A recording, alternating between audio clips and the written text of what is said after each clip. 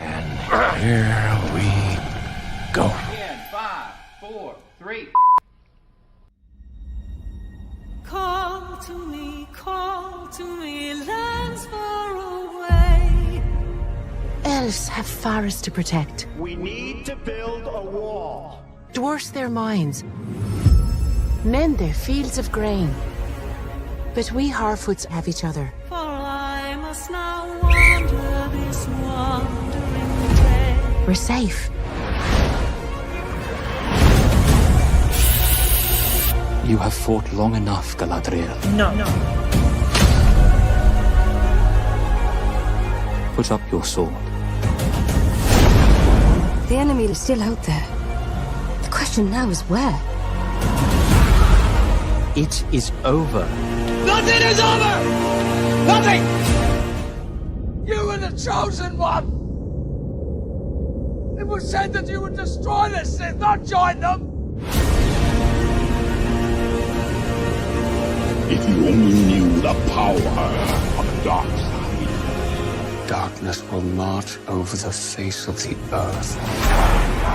It will be the end, not just of our people, but all peoples. I am sorry, but their time has come. The past is with us all. The past is dead. We either move forward or we die with it. This could be the beginning of a new era.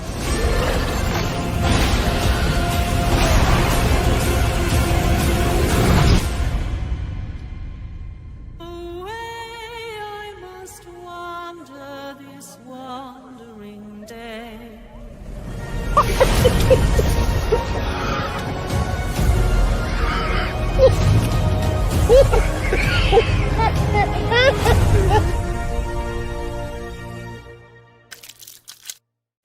To him finally being lionized in the prime, and his prime. Fuck. Do it! Shit. Just do it! Don't let your dreams end. Yesterday, you said tomorrow. So just do it! Make your dreams come true! Luke went from being, oh no. Welcome, Slayer Nation. I have some great news for you today. I hope you're all doing great. Nope, that didn't work. One more. You have failed me for the last time. Welcome, Slayer Nation. I hope. If you're tired of starting over, stop giving up. That is eating away at what you love in order for it to shine. And one man's vision is... Sometimes you don't have to make things better for them to be great again. You merely have to Okay. Hollywood continues to slow boil the culture and crazy. Well, right now, Spider-Man actor Andrew Garfield has stepped up and he's fighting motherfucker.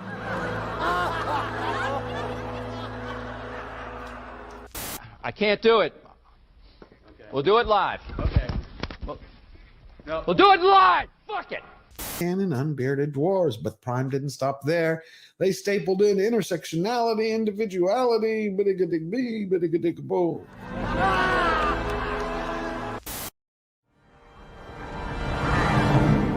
So it begins. At my signal, unleash hell.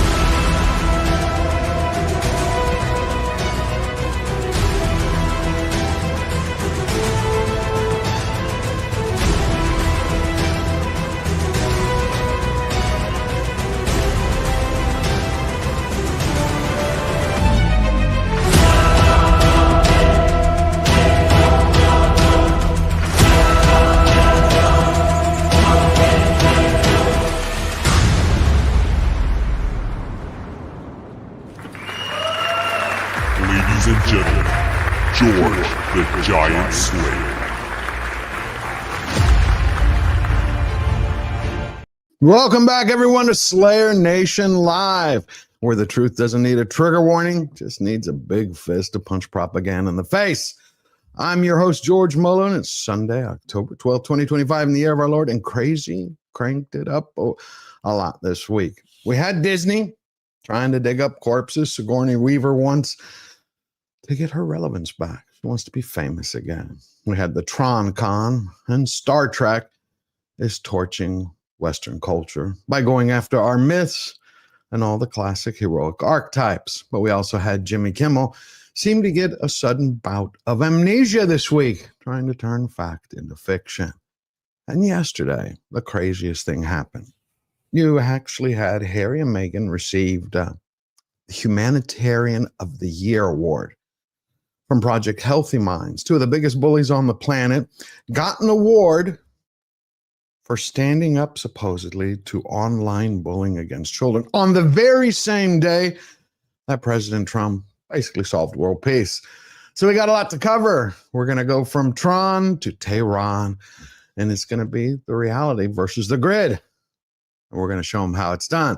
So everybody get your engines ready, because today we're going to take a torch to the lies. We're going to light the beacons. We're going to march through the madness, because the giants are fat. The truth is hungry. And pretty soon it's dinner time. I think we have a great show today. We have a wonderful panelist, and what a person that I'm really proud to call a friend. Warren Smith is here. He's back for this fourth time. How you doing, Warren? I'm good. How are you? Doing well. I just see everything and it keeps going crazy and crazy. It's like every time we have a victory, it's like people seem to go to sleep. It's like when Elon Musk called to cancel Netflix with all the trans programming. It's like it was hot and heavy for 7 days, and now the stock rebounded. It's like everyone's like, okay, that's it. It's the oddest thing I've ever seen, where for a short span of time, people will get really upset. They'll say they want to dig in, they want to fight back. You know, they start telling everybody, their uncles, aunts, nieces, nephews, whatever it is. And then the next thing you know, it's like, oh, shiny thing over there. Let me go look at that. How do we get that back? How do we get people to understand you cannot have change without a little amount of pain or dedication? Like, you're going to have to miss your Netflix in order to change it, to send a message. What are you trying to send a message about specifically? Well, it's like Musk was showing, and everybody joined on, how you have one Hollywood streaming company, which is, for a period of time, since Cuties had come out, they have what appears to be an agenda. You know, they want to push, whether it's the DEI agenda, the critical race theory, the intersectionality. They want to change how culture is currently from its traditional roots. So everybody gets up in arms. They're like, this is wrong. You can't have cartoons which are aimed at 5, 3, and 7-year-olds and say, hey, look at your trans daddy. Isn't there something to be proud of? So Musk said, let's cancel Netflix. For about 96 hours, it lost upwards of $25 billion in its stock. People were like, this is it. And then they just went on to the next thing. Like, they forgot. I kept saying, if you really want to change what you perceive as a culture that is poisoned today, you not only have to hold the people accountable, which means you have to, in my way of viewing things, you have to take a scalp. You have to bring a company down, like Bud Light. 6 months, Bud Light, because of the Dylan Mulvaney thing, I mean, were crushed. Billions of dollars lost. Then Kid Rock, who was one of the people who started, comes out, makes a video and says, come on, guys. They learned their lesson. Stop it. Let's go back to drinking Bud. I'm like, that was the wrong message. Same thing with Netflix. People are like, well, Stranger Things is coming up, the final season. I'm like, do you care about your kids, about the future? Do you care about, surfing on your couch? I can't seem to find the way to get I don't know if it's a message, that's the wrong word, to get the point across that if you want to change things for the better, you're going to have to suffer a little bit. And I'm talking about suffering by not watching your favorite shows. You're going to have to actually fight longer than 96 hours, longer than a month. You're going to have to dig into it for the long term. That's what I was trying to get to. Gotcha. No, it's a good point. Good message. Yeah, and it seems like we've lost that grit. So let's bring in the rest of our panelists. We got Derek Anderson, the DA, and Steph Minority Home. How you doing? Hello. Hello.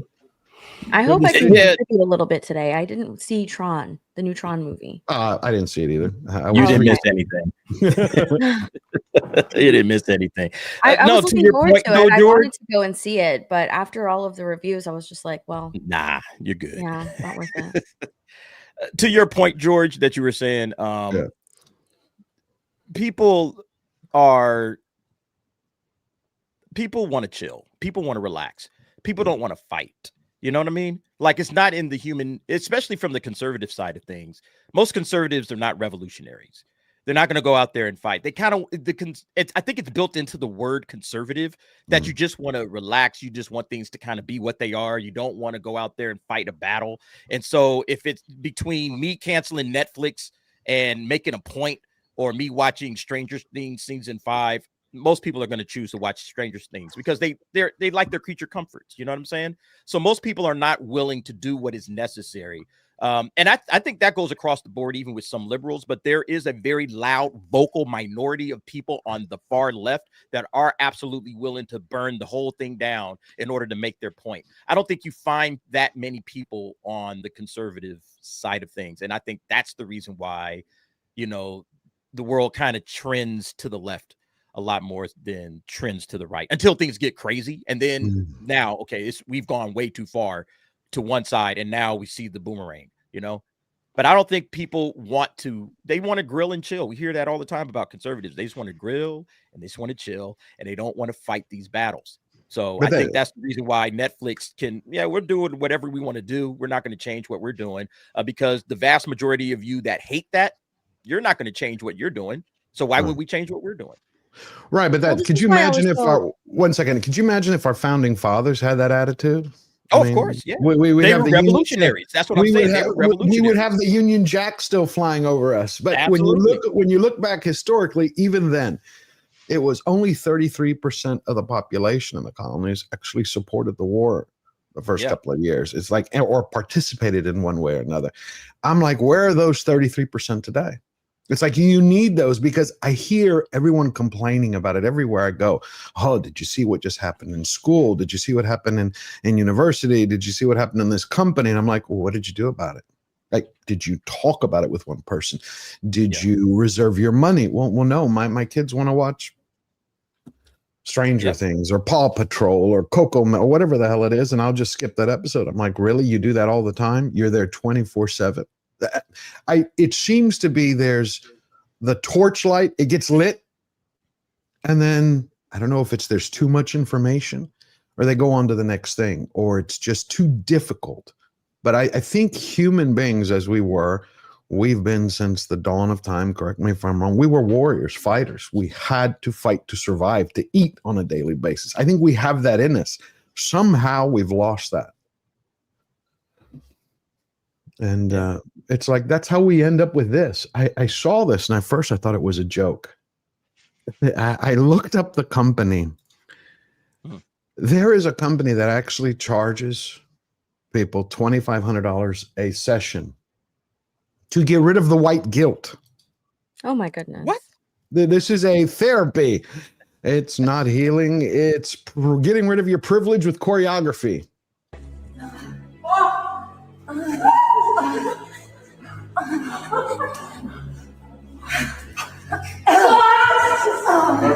Close your arms, guys.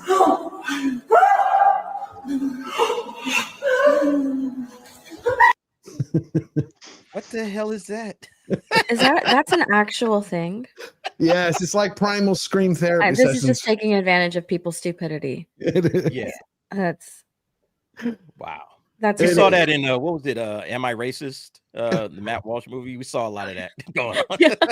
It's basically a lot of money. They're just making money off of these idiots. Wow, that's crazy. Oh my gosh. Yeah, I feel bad for them, but actually I don't. It's like, yeah, if you guys are that idiot, if you guys really believe that your white guilt, if you are guilty because you're white, you're crazy. Okay.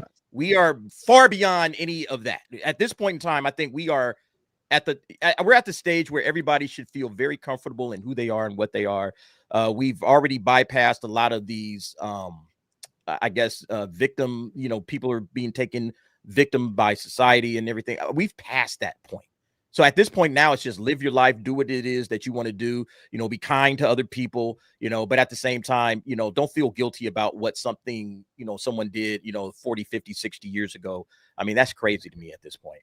How much did they charge to get rid of your white guilt? Does it say? $2,500 is what I found. $2,500 is what I found for one weekend. I'm in the wrong business. I'm in the wrong business. And they also sponsor the same primal scream therapy sessions. Now, not this company. The ones that scream in the woods, those ladies. Oh my gosh. $5,000 a weekend to get it out.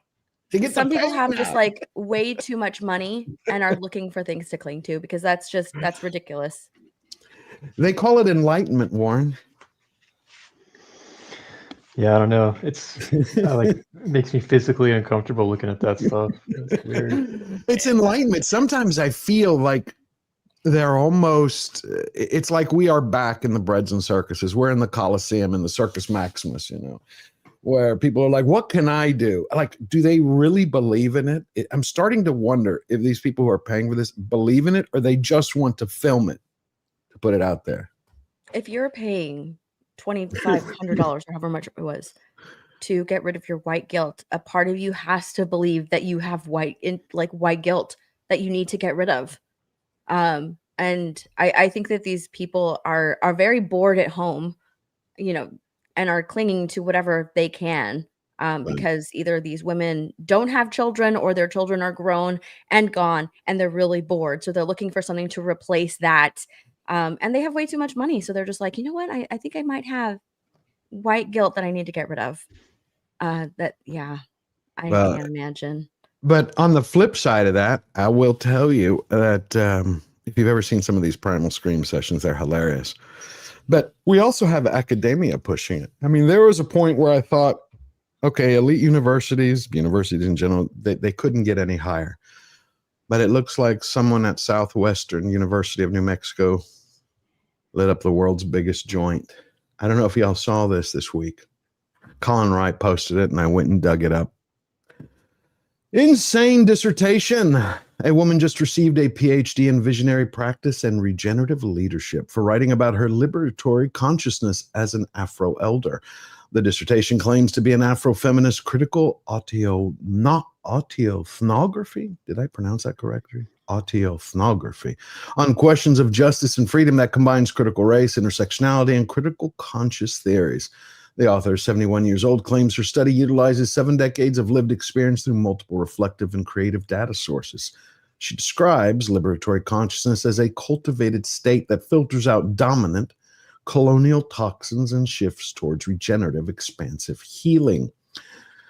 The data sources for her dissertation are ancestors, animals, archetypes, cosmology, the environment, and spirit. Spirit is described as a catalytic, vibrant, relational energy source. Data was also gathered by convening a council of imaginal and ancestral advisors. Imaginal? Let that sink in for a second. Okay. So she's talking to Bugs Bunny and the spirit of Kunta Kinte from Roots. Okay. In the method section, this is described as a weekly meditation with the intent to commune with spirit. She describes one of these weekly meditations as a ceremonial walk, where she distinctly felt the presence of my great-grandmother Babes, whose hand gently embraced mine. Other guiding forces she communed with include selected ancestors, an archetype represented by an old sage, a Shambhala warrior, rabbits, I wasn't wrong, Bugs Bunny, the cosmos, the environment, and an emerging spirit. One person on her dissertation committee has the title of Lotus. You must now refer to this woman as Doctor. Or witch doctor, because it sounds like she's a witch doctor. Jeez. Exactly what the hell? Holy crap. Yeah. Now, these are the people teaching our kids, huh? Right now, I went and looked it up. This is like an online university, right? So you're going to be like, okay, it's some quacks. Nope. Do you know, if you go look up from 2023 up till today, I did a little bit of research, did digging for everybody, because I really wanted to hear everyone's take. I wanted to see what Warren thought, how it's changed. In your views, brother, since you've been in academia. At Harvard, here are some of the courses that they had and still continue to have. So we can see that the insanity has not left the building. Where do we go? Nope, here we go. This is from 2023. Princeton offered, this was back when they were offering it, it's now officially a class, will offer black and queer in leather. Black leather, BDSM material culture. As a spring semester course, it's now a permanent course, by the way. The New Jersey course will be taught by Tiona Nakia McLauden, who is a Princeton Arts Fellow and a lecturer in Lewis Center for the Arts. Black queer BDSM material culture resists contextualization in relationship to biographical narratives because of the underground elements of the community. Did you encounter this when you were at school? Yeah, it sounds about right. You got to keep in mind that first and foremost, it is a business, and these loans, I think we've talked about this before, like these loans are issued like nothing else. I can't think of anything else where you can get a loan so easily. And so then it's just, once they're in the door, they're just trying to create the most pleasant experience for the students as they can because they have the money. And so it doesn't really matter to them if people want to take this kind of nonsense, they'll offer it. That's as simple as it is, really. Right, but what happened to critical thinking, developing a whole human being to prepare them, for the world? Yeah, and you're gonna still have courses like at Harvard. I was working as a videographer at Harvard while I was in grad school, and I would go in and record the classes to have some of the classes would be live streamed as well. And there were classes that I was like, I don't think I could even pass this. Like I did organic chemistry, things like that. There's like, it's pretty incredible the amount of information that they throw at them. So those courses are being offered. There's also all this nonsense. It's this menu. You just imagine this menu that allows people to fudge their way through to the credentials, but it's all going to come down to the student. I agree with you. I think it's ridiculous. But that's the reason is it's a business. They just want to provide wherever the demand is that they're going to provide it. But so do you think that Trump though was right then to start off this second term going after the elite universities and cutting their funding off, saying get back to teaching and knock off this crap? First and foremost, because why is our tax money going to fund Harvard, Emerson, these universities where there are things going on there? She's like, what are you talking about? And the justification, I've talked to Harvard professors about this, they say, well, there is sometimes valuable research. That's the justification they use, is the money's coming in and we're advancing much needed, it's a public service, and that's why your tax money goes to us. And that is true in some cases. But if you look at a college like Emerson, the problem is that the lab where the research is occurring, I can tell you what it is at Emerson. It's called the Engagement Lab. Okay. The guy who runs that, I had a course with cultural media studies, which is like studying how we consume these things, but it's through a postmodern Marxist lens. And I have the textbook on my shelf, and the first chapter is Karl Marx. So it's built, and he's fully on board with that entire ideology. So it doesn't matter. Yeah, it's like I looked at a course that Harvard was offering this year. Since 2021, it's still there. Harvard Divinity School now is expanding to magical consciousness and the study of magic. Originally, it was supposed to be a semester course to explore the antithetical of organized religion, druids, to see what they're, to look at it anthropologically, to look at it psychologically and philosophically. And now they're actually offering courses in magic consciousness. Yeah, like, keep in mind, like if you're at a college that offers modern dance, for example, right? That can look like what we just saw in that video. That's what it reminds me of some of the crap I've seen in that, or even at a school like Emerson where they're teaching actors that want to go to LA because all actors want to do that, you look at what is occurring in those classes, it looks like what we just saw. That could be an acting class. It's like they're running around in the black leotards and everything. So if you have that kind of stuff being offered, people are going to say, well, why can't we? This is just another form of that expressionism. It's just like we've fallen civilizationally. And I can see so many people was like, okay, we got to get back to reality. Reality. I don't mind people exploring different things, but as something, come on, there were always courses that people took because they didn't want to think. It's like, let me just take this for a semester, or basket weaving, let me go play an instrument. That's the thing, right, George? They're going to get out of college and then they're going to cry that they have student loans and they don't have a job because they can't get a job in magical consciousness. Why can't I get a job with the degree in magical consciousness that I got? Society, something's wrong with society, and then they start, protesting and all of that crap. So, yeah, no, I think it's a self-correcting problem ultimately because they're going to eventually, not be able to do anything with their degrees. And then people say, gee, going to college is kind of pointless. I see all my friends coming out of college with degrees and no jobs. Let me just go ahead and get this HVAC course going. Let me go ahead and do some welding. Let's do something that's practical that actually gives back to society. And then pretty soon the colleges will become irrelevant. It might take a few, years, but I think we're heading in that direction. I hope so. That's why I said I was a little let down with, I see that, everybody kind of dropped the ball on the cancel Netflix. And now its stock has rebounded and the story has petered out. But it's the same way. But when you see NFL bringing Bad Bunny on, which we talked last week, you can see that campaign is still building. Turning Point is going to put a halftime show on to compete against it. But it looks almost like you require that organizational structure to keep pushing something. Like they have Turning Point.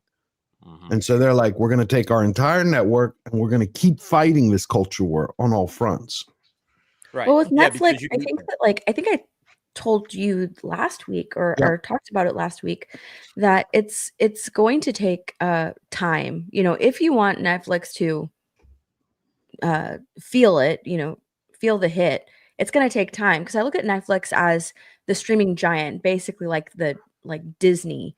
Right. They're really big. It's going to take a long time for them to fail. It's not going to be like Bud Light because so many people have Netflix. And right now streaming is such a huge thing. Netflix has been around for such a long time. And also you have to realize that a lot of the shows that people were bringing up, the kids content, it's not like Netflix original content. A lot of it was purchased by Netflix from Nickelodeon, from other sources. So And Netflix just has it on their platform now. So you have to go and look at Nickelodeon. What is Nickelodeon also doing with their children's programming? Because I think like 3 of those shows that people were talking about with the children's content came from Nickelodeon. And Nickelodeon has been under fire for a very long time because of their content for kids.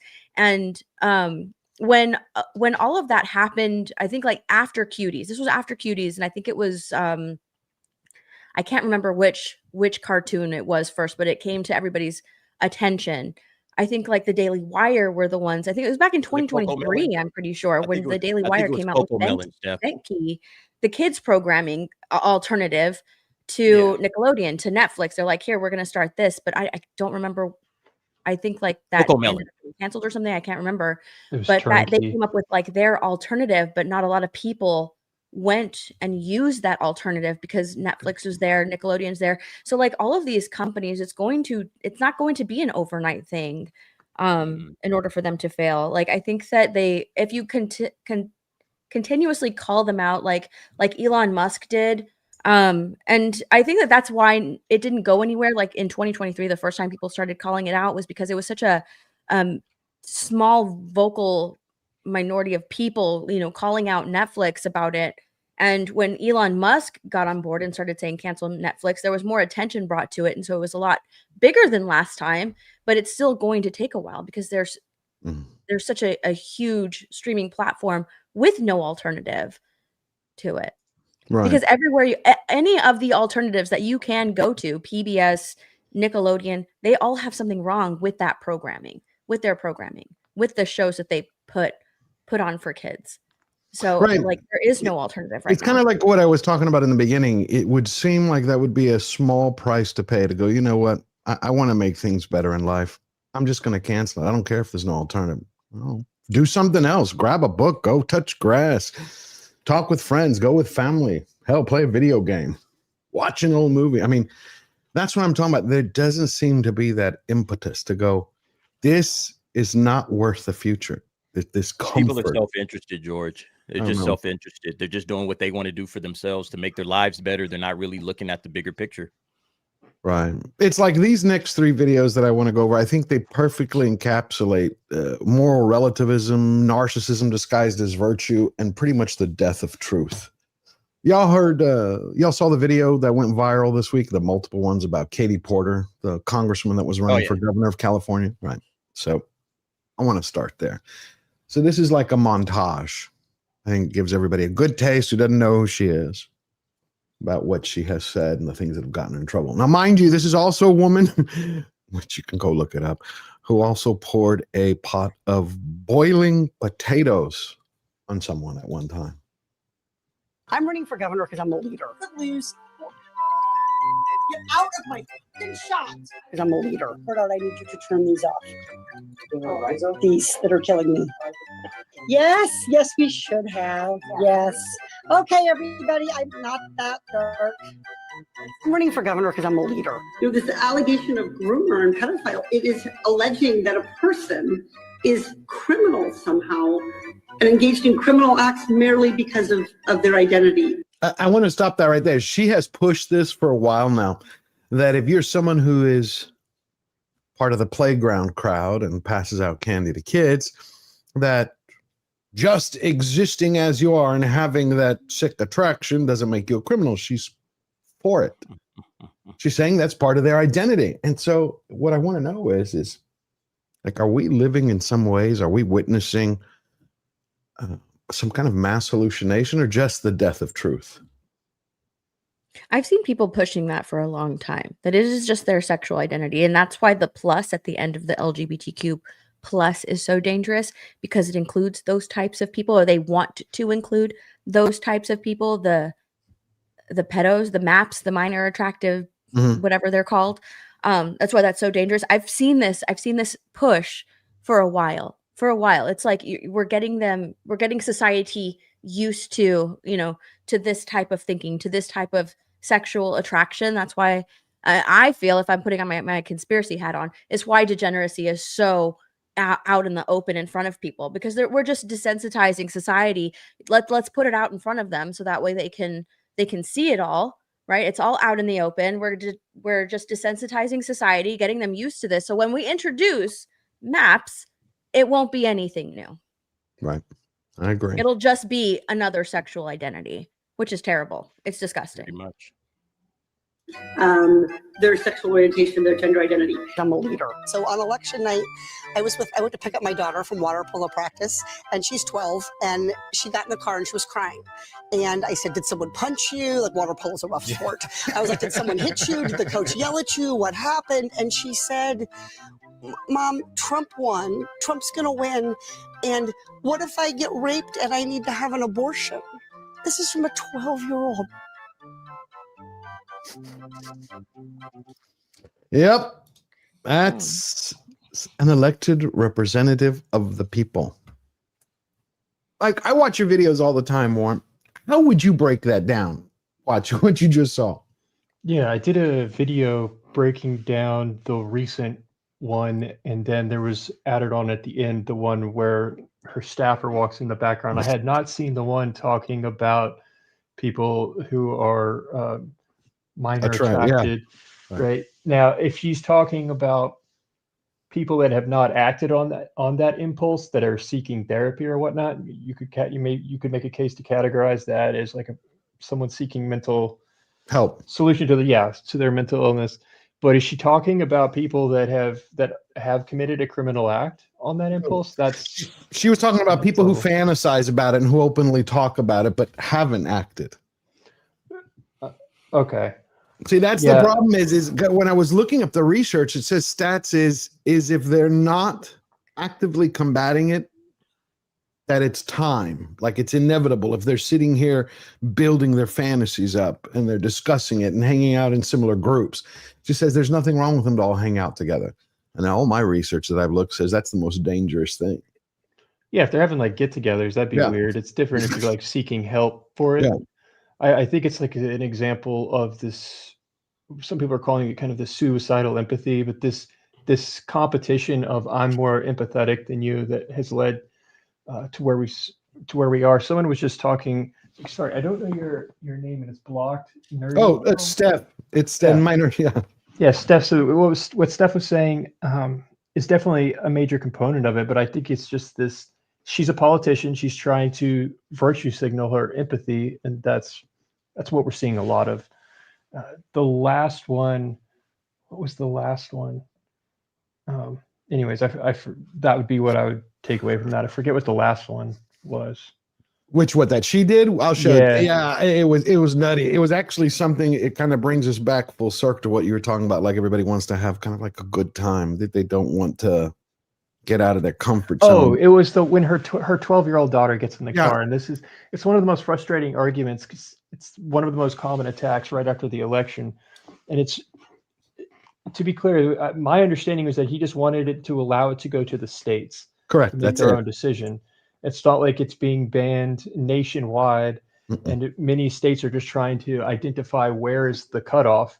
Because I just did a video yesterday where a student was arguing that they don't see it as, he's asked, why do we call it a baby shower? Right? Like, what does that insinuate? Right. Logically, he says, well, because that's just a linguistic label. That doesn't mean that I view it as a baby until the moment of birth. So it's like, wait a minute, a week before birth, that's not a baby? And where is that line? And that's a conversation that you can have, and different states are going to disagree on it. That's really what Trump was saying. That's all he was really saying.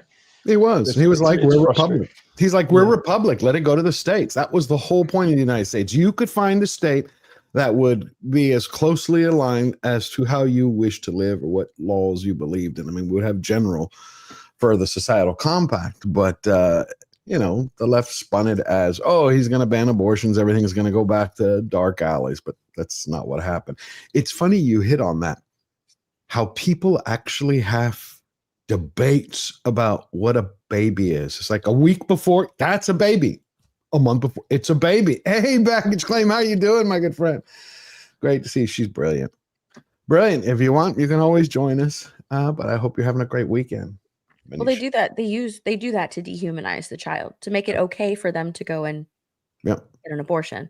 That's why they don't refer to it as a baby. They refer to it as a clump of cells or a fetus or a parasite that's feeding off of the mother. They do that to feel better about themselves, and to cope with the fact that they're killing a human being. They are killing their child. They're not mothering that child. They're not carrying it to term. They're not fulfilling their responsibilities as a mother.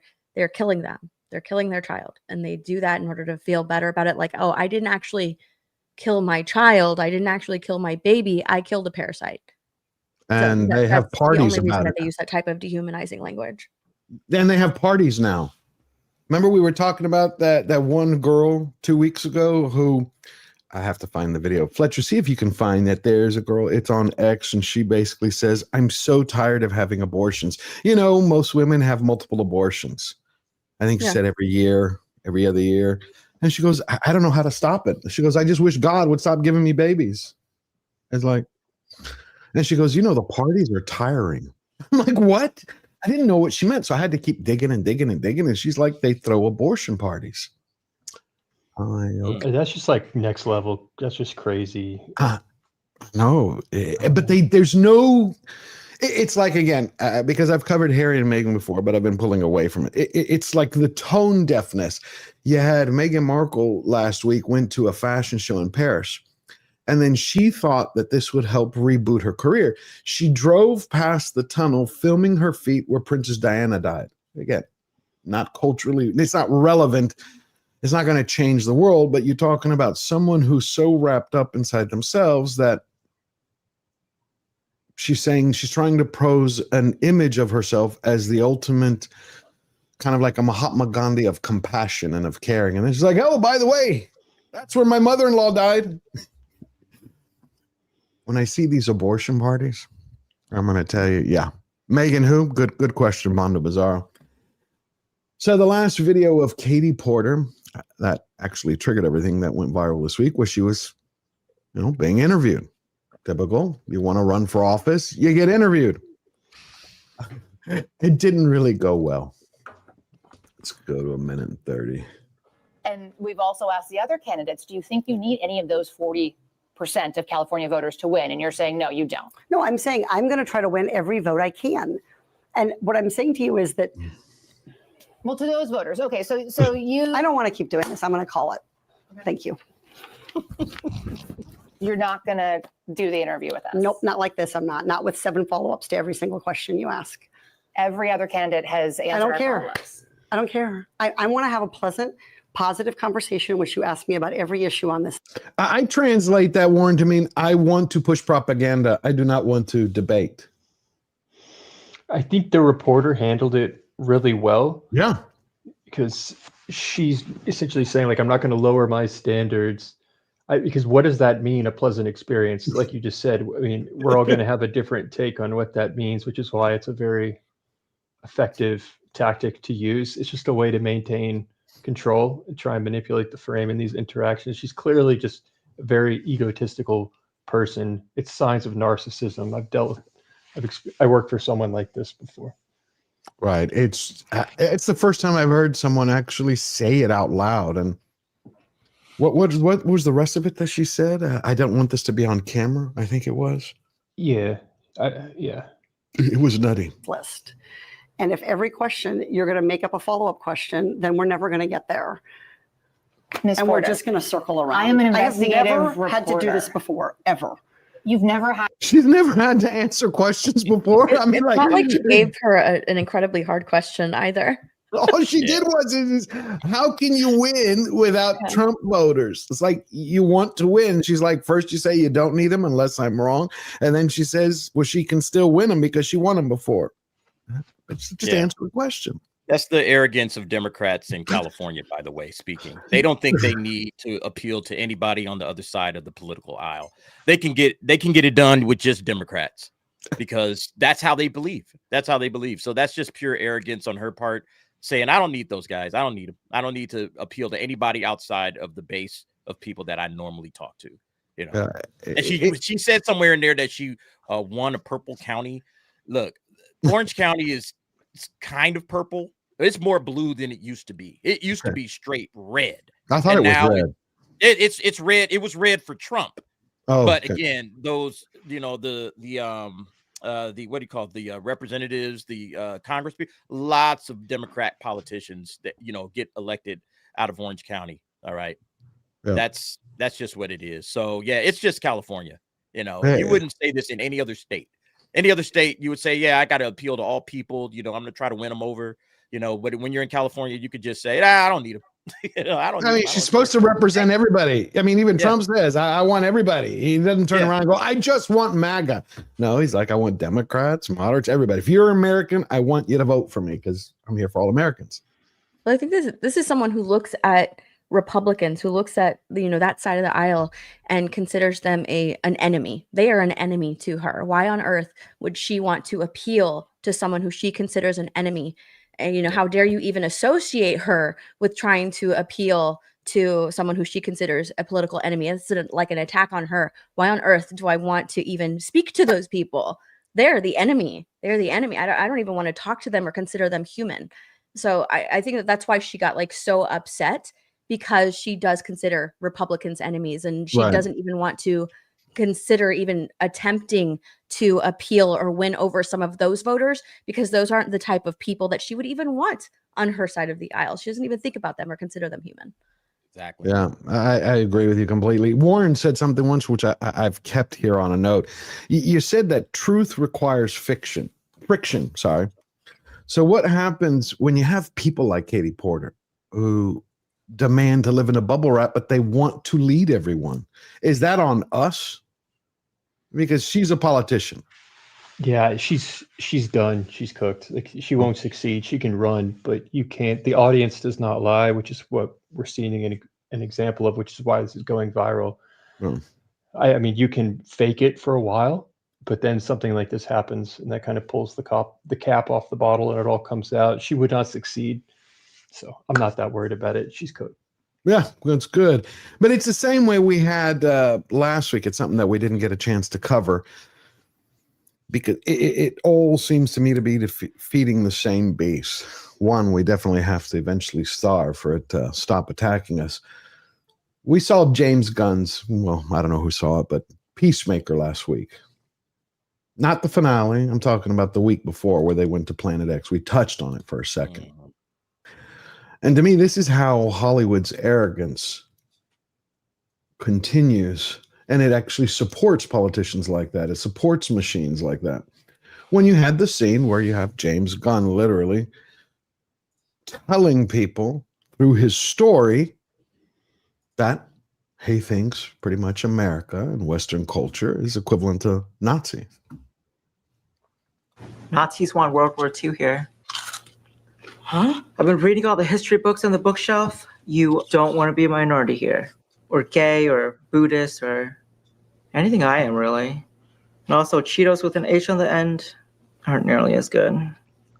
Jesus Christ. Oh, him they love. Sad part is, I'm not so sure this Nazi world is as different from our own world as we wish it was.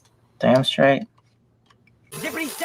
It's, again, they've had so much support for so long from the institutions that have been promoting the contamination of our culture that I wonder, not only do we have to hold them accountable, but at some point we have to start replacing those institutions with alternatives.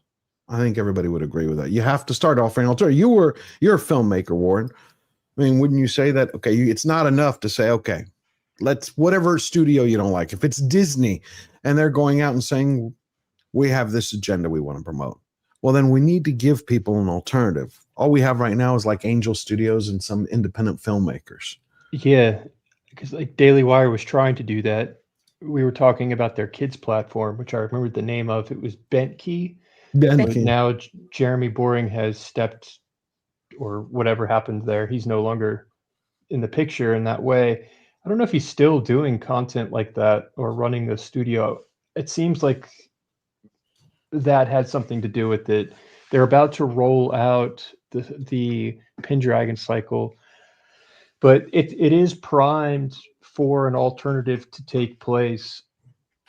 Jimmy Kimmel was just talking about this in an interview I was just listening to today in the wake of everything that happened. He's talking about just how astronomical the production costs on those shows are on his show. He said it's just a matter of time before someone figures out a way, which would not be difficult to do exactly what we're doing for less, because production costs in the narrative space as well are just so high. I know on this show we've talked about how the strikes drove up production costs drastically.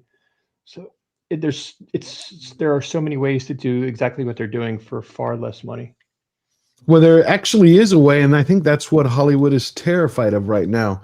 We'll just jump into that. I wanted to have that discussion later, but it's Amy Poehler joined. She did her Saturday Night Live monologue, and she was talking about Jimmy Kimmel, but then she went on to complain about AI. Have y'all seen that AI actress that SAG-AFTRA has flipped out over? Okay. Tilly? Yeah, Tilly.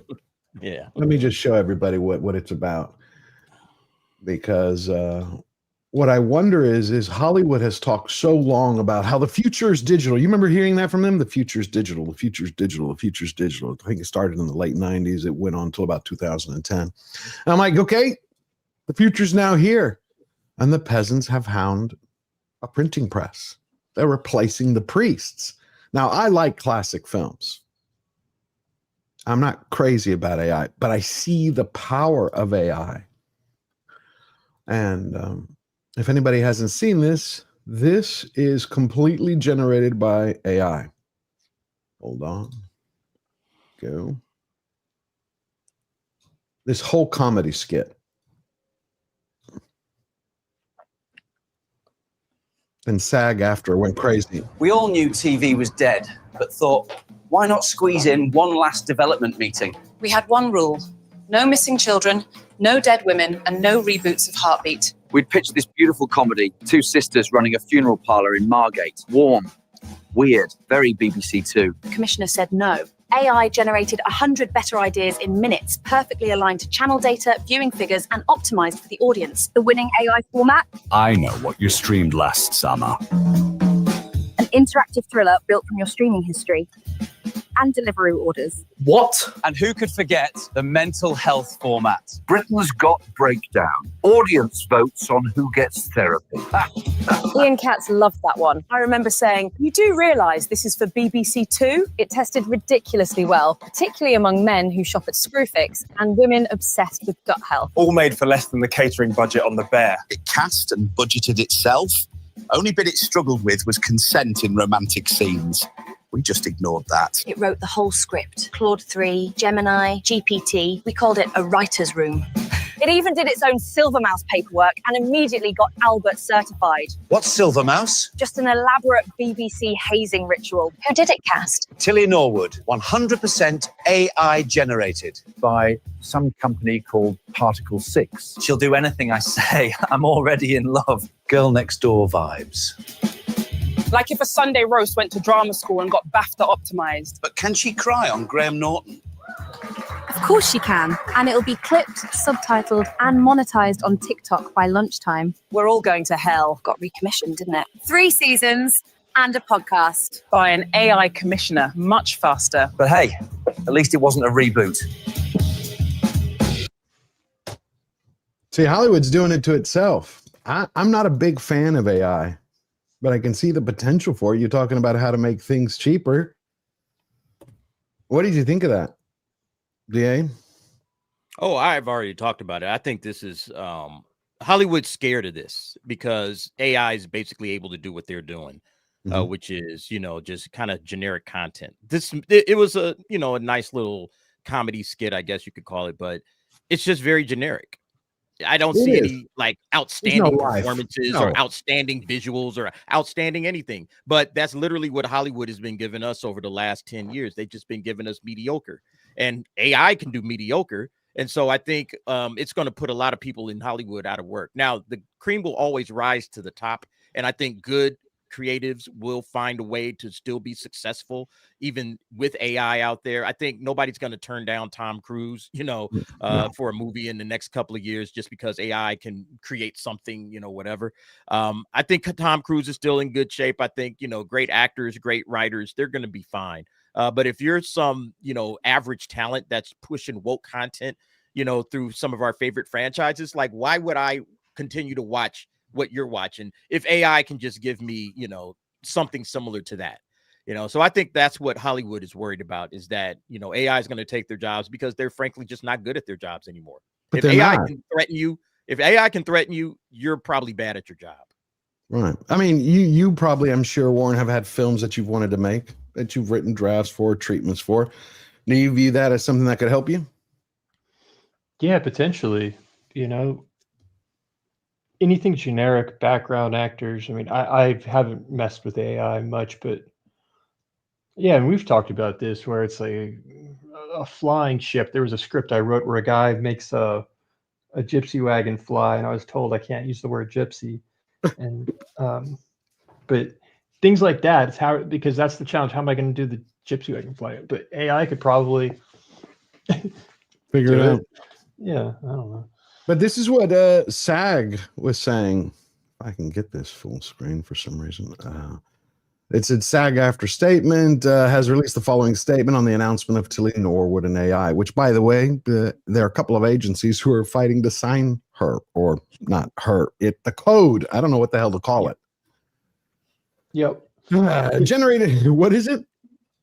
Oh, I've been thinking about this. It is interesting because someone just mentioned the generic content, like what we just saw. Yeah. And AI can solve all that. But even when it comes to Tilly, they're just buying a brand, that specific code, because the people are like, what do you do? Why would you do that? Because we can just create a new avatar. Okay, yes, but because we're narrative creatures and we cannot separate the character from the story. Trump, Tom Cruise, whoever it is, it's all of it's their reputation. We are our so it's, if you were just to create a new girl, yes, but that's not Tilly.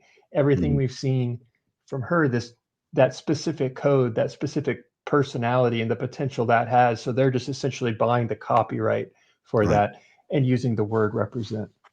What about the fact that the EU is actually considering looking? We think this is only Hollywood. I love when we have these discussions about culture, but I try to tie them together with politics, our community, and Hollywood, because they've all become intertwined. The EU has been looking at a program to run elections, an AI program. They're saying one day in the future, AI, you will not even need to vote. You will fill out all your information. It'll have all your preferences from Meta and Instagram and YouTube and X and TikTok, and it will be able to make a more rational decision than you will. You would give it its permission. Okay, go ahead and vote. And then it would manage everything. They go, Germany is looking how they can introduce AI to help streamline the government. I'm like, okay, it's dystopia. I mean, I'm like, okay, what's next? It's like, I look at it, I'm like, you're making a digital gulag. It's like the UK 2 weeks ago when you had Keir Starmer come out and said, everybody, I mean, I thought I was watching Mustache Midget from 1942. It's like, everybody will have a digital ID in the United Kingdom by the end of this parliament, or you will not work. You saw that? It was crazy. I didn't see that. Oh, Fletcher, go find that on X, please. It's important because the way he delivered it, it's Prime Minister Keir Starmer from 2 weeks ago talking about how his parliament will implement digital ID and no one will be able to work. Now, the way that they're selling it, Warren, is he's like, everybody's complaining about illegal migrants working. So he goes, cool, I got a solution. Everybody has to have digital ID to work. You don't have it? No job, no eat, no food, nothing. And on October 1st of this year, they implemented a law in the UK that they passed in 2022. They waited 3 years for it, where now no one in the country can go to a fast food restaurant, a cafe, a coffee shop, or supermarket and get 2-for-1 drinks. Like you can't buy a Coca-Cola Classic. They used to have 2-for-1 offers. You can't do that anymore. It's good for your health. You can't go and get a refill of a Coke. You can get a Diet Coke. You can get one Coke regular, and then everything else has to be Diet. Oh, and they track it with this. What is the digital ID? Is this a card you have to present to buy the Coke? It's going to be, they're talking about it's going to use blockchain technology, just like you go get a driver's license. You'll have to get a digital ID, and that will track, and it will begin to track everything from your work to your, eventually they say it will help you with your medical. It'll have your medical file, all your bills. Bureaucracy is a nightmare. I've been going through it. I've been trying to just be able to get in Massachusetts, just the license to be able to purchase a firearm to hunt or have at home, not even to carry, but it's the same license here. You would not believe how many months this has taken. And I'm just waiting for them. It's already been approved. They just have to print it and send it to me. And I was told, yeah, that takes 4 weeks. So AI could improve a lot of things, but the UK, that's taking it to another level. They're already making a lot of mistakes around with what they're doing with free speech. So, but there's definitely a middle ground. It just doesn't need to be taken to such an extreme. It is, but it's like I hear Gattaca when I start hearing these things. You remember the movie Gattaca? No. Oh God, yeah. You got to watch that. You have to watch. That's a great movie. Mm-hmm. It's like everyone was categorized basically into when you were born, it was like, they took your DNA and everything. And like, okay, you have the genes to be a corporate exec, to be part of the elite. You're a ditch digger, and that you were done for the rest of your life. The day you're born, you were done. Which path you would take, and it's all about having the lead character who finds a way to fool the system. He wants to be one of the top guys in a corporation. Doesn't want to just be a janitor forever, and so it tracks his journey, that how he could accomplish this, because they said your destiny is designed, your fate is written by your DNA. That's your life. You cannot change it. And so he wanted to show how will, want, desire, passion, and hard work and the human spirit can achieve anything.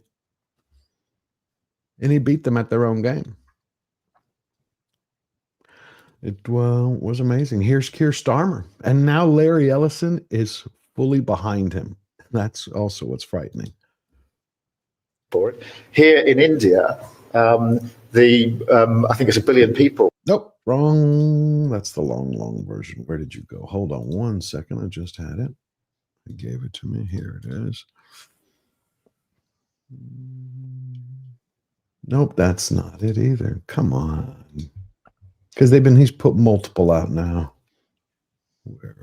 Where are you? That's the Gaza peace deal. 1 second. It's the Gaza. Oh, here it is. I knew it. Listen. Yeah, go watch Gattaca. I highly recommend it. I just had to. Come on, how does this disappear? 1 second. What are you looking for? I'm looking at it was Keir Starmer's digital ID announcement in the UK, and I had it, and I went to click on it, and it was gone. Oh. It keeps giving me his Gaza deal. Hold on. Here it is. Jesus. There it is. And that is why today I am announcing this government will make a new free of charge digital ID mandatory for the right to work by the end of this parliament. Let me spell that out. You will not be able to work in the United Kingdom if you do not have digital ID. It's as simple as that. Because decent, pragmatic, fair-minded people, they want us to tackle the issues that they see around them. And of course, the truth is, we won't solve our problems. Tell me that's not frightening. What does it mean, though? How is this going to work?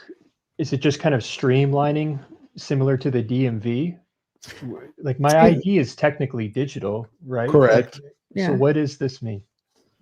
I'll play this India bit. How it show it's what I was discussing. What they want to do is the first level will be just like a driver's license, digital, using blockchain technology. Right after that, it will start linking your medical files, your doctors, your bills, and then it will start tracking it. One of the key things they said at the National Health Services will do is, oh, you went to buy a burger this week. You went to buy fish and chips. Well, you had too many. It's not good for your health.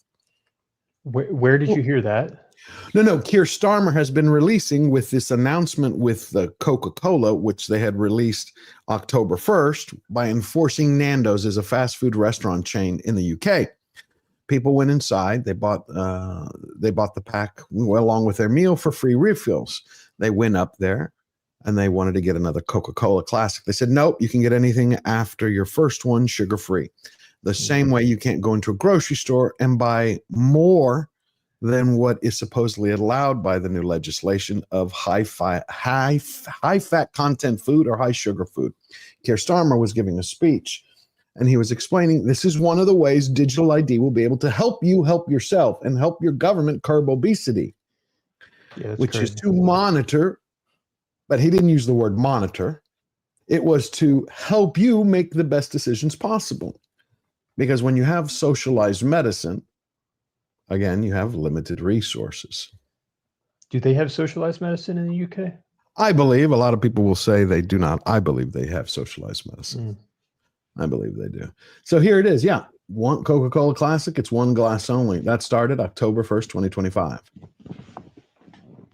Based on new government laws, we've had to limit Coca-Cola Classic to one glass per customer. Still thirsty? Help yourself to any of our low-sugar, fizzy, bottomless soft drinks. That's from Nando's, I believe. But it's now going into the supermarkets. It's the same way. I view the UK to be kind of like the beta test for everything going on in the future. Canary in the coal mine. Yep. What about the illegals in the UK? Do they also have to sign up for digital ID, or are these just the citizens of the UK, like law-abiding citizens are the ones that have to sign up for this? That's what's interesting, because they're using it as a way now to address everyone's complaints about illegal migrants. They're saying, look, this is the way we can stop it. If you don't have a digital ID, you can't work. So if they come to our shores, they won't be able to work without one. Of course, that doesn't mean the government can't give it to them. But there's programs there that are I know. designed for them. Yep. So technically, they don't have to work. A lot of them aren't working anyways. I know. It's that's why I said what I'm watching being built, and not to put a tinfoil hat on, but I view this as the first steps to a digital gulag. That's what I view, to track everything that you do. I mean, Palantir. Look at Palantir's technology, brilliant technology, but they're saying we need more data in order to help create a better future. Cool. But where does that lead?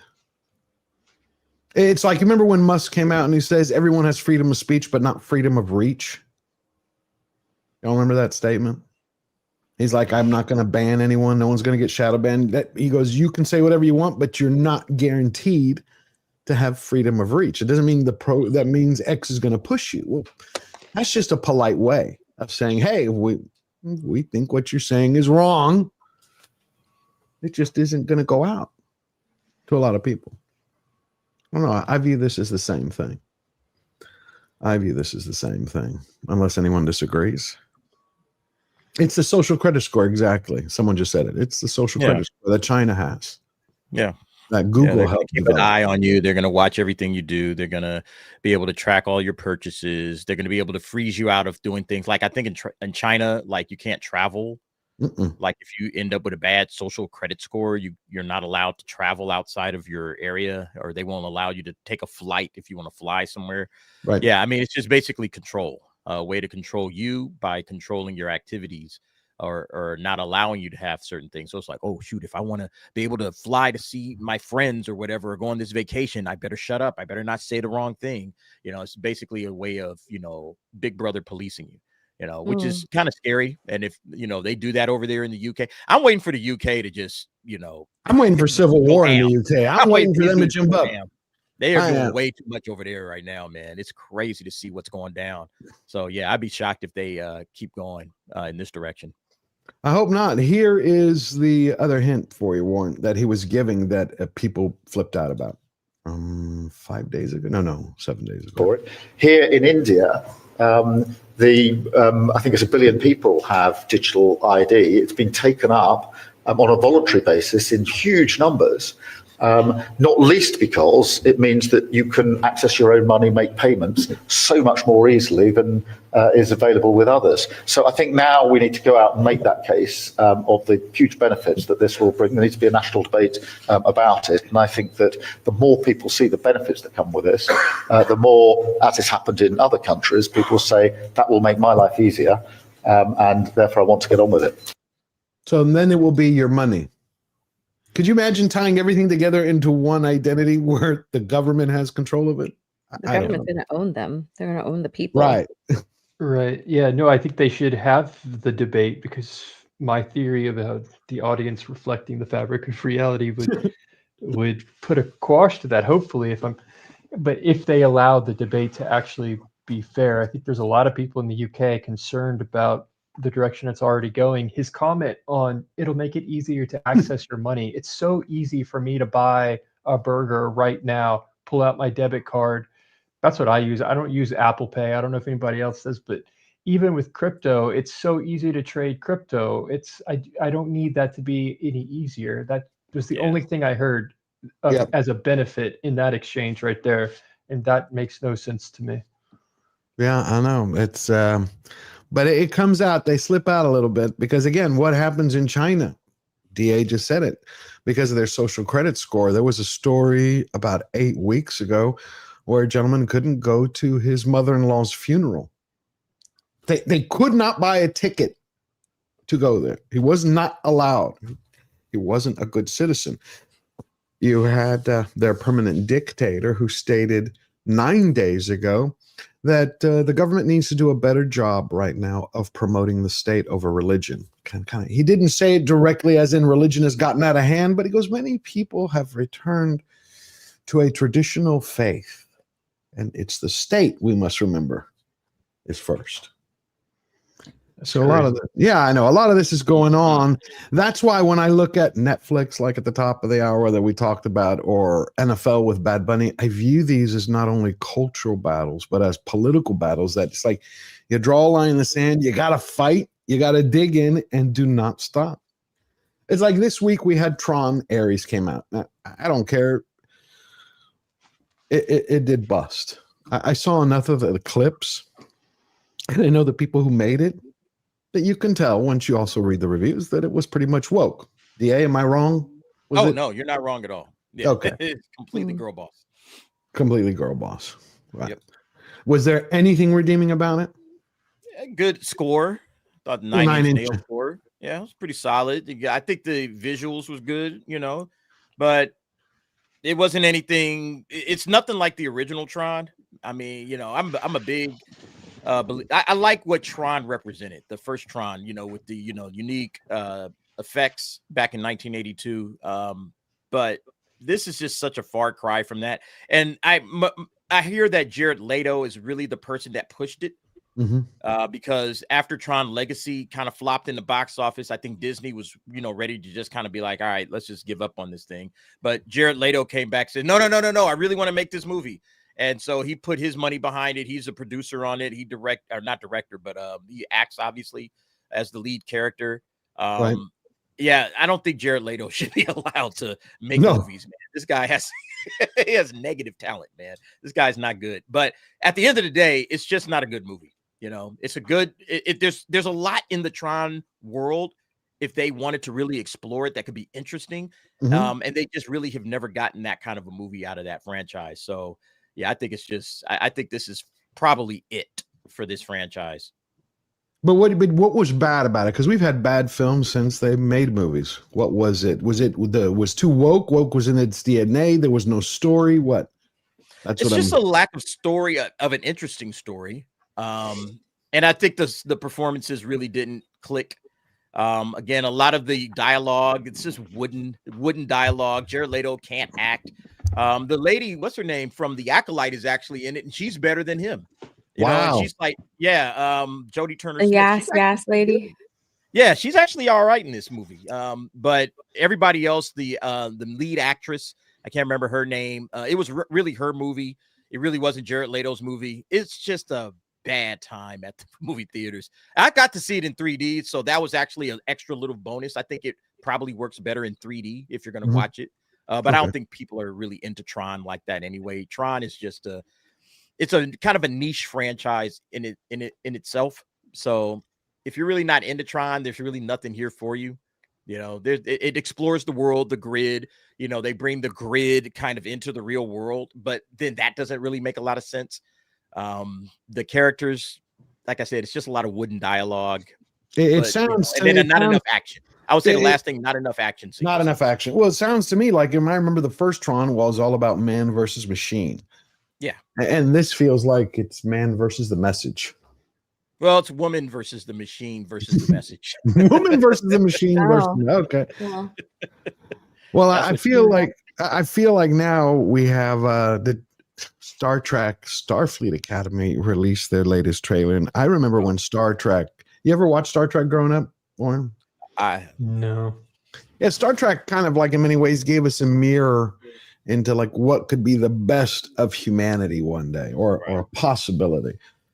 And we've gone so far from that. But I believe that killing our myths is one of the key ways that Hollywood has been able to pervert the culture, for a better word, killing our archetypes, our heroes.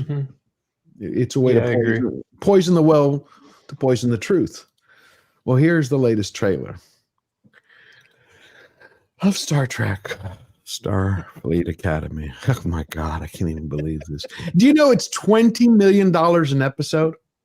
No, it's not. What? Yes, it is. I will bring it up. $20 million an episode. Wow. Most expensive that they've ever done.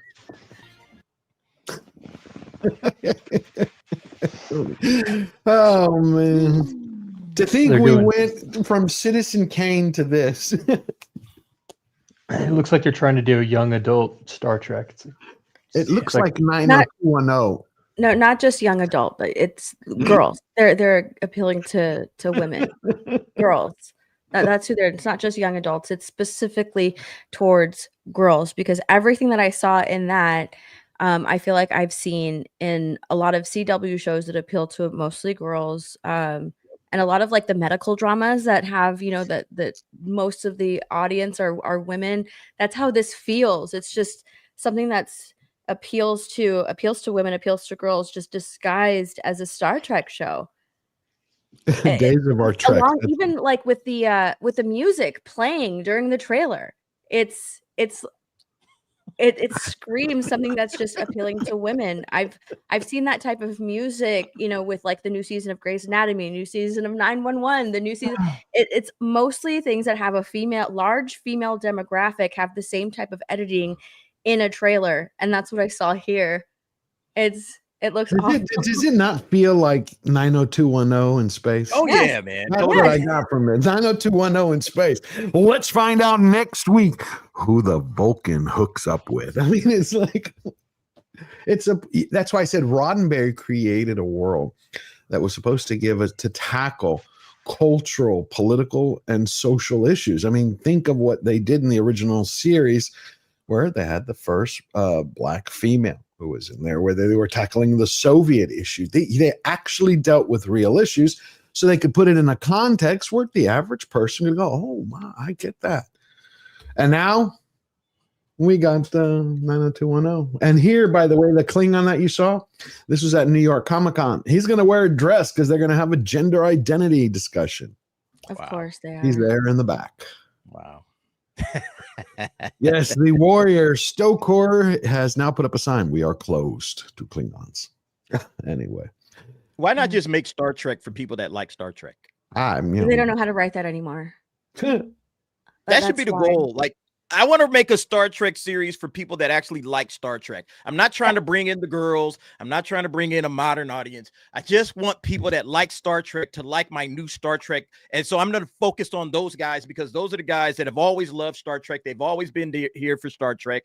They've watched all the series. Like, just focus on the Star Trek fans. Stop trying to build this modern audience that isn't going to show up. Like, nobody's going to watch this. Who's going to watch this? Star Trek fans aren't going to watch this. All right. The modern audience is already proven they're not going to come and watch this. Right. And the thing about it is that you've already dumbed it down because you're trying to dumb it down towards a modern audience because you don't think that the modern audience can handle like a regular Star Trek TV show. You don't think they can handle it. So you got to put all of this sloppy romance and, all of these messages in it. That's what you got to do, which shows that you really don't understand your audience, number one, or the franchise, because nobody that's going to love that is going to watch a Star Trek show anyway. Nope. So it's just stupid all the way around. It's just dumb. But it's continuing the agenda. That is the Hollywood agenda. Look, how many reboots I tracked them when we started in January. I had tracked there were 36 reboots or recycled films that would be coming in the next 12 months. It's now up to 48. No fresh ideas. And I'm I'm believing that Hollywood is going back not only to make money, again, chime in when y'all want to, but I'm believing that they've become like a nostalgia industry because they think that's the only way back to relevancy. Like, how do we show you that we like you even though we hate you? Let's bring back the stuff you used to love. But they don't do it right. No. Because they don't really love us. Because they really don't love the franchise. Because they don't understand anything that they're doing. They don't understand it. They're trying to ape it. They're trying to copy off of somebody else's homework. They don't get it. And that's the problem with modern Hollywood, and that's the reason why they're failing. That's why anime is taking over. That's why YouTube is, growing in size, and people are just watching that because they don't want to watch Hollywood anymore. Hollywood and everything going on over there at those big 5 studios, it's disgusting. They don't know how to entertain people. And this week, we not only lost Diane Keaton, we also had Sigourney Weaver, who was at New York Comic-Con, and she says she's met with Disney about a new Alien script. Yay. Yay. She talked to Walter Hill, says that he's written 50 pages of where Ripley would be today. In the grave, probably, but okay. It's just, again, reboot after reboot after recycle after it didn't work for Tron. It's not working for anything else. Well, that's where Hollywood sees value. They don't see the value in anything new, any new projects, which is why it's kind of shocking to them sometimes when original things, things that they don't invest a lot in do so well, because that's kind of what like audiences crave. It's new content. It's not these IPs that they kind of keep investing in and churn out for audiences because they see the value in that. I think it was, oh my goodness, I can't even remember who it was that I was watching who gave an interview. Shoot, I can't remember which actor it was, but they said that like Hollywood won't invest in anything new. They see value in IPs. Like, Oh, I know what you're yeah, talking about. if it's attached to something, that's what they put.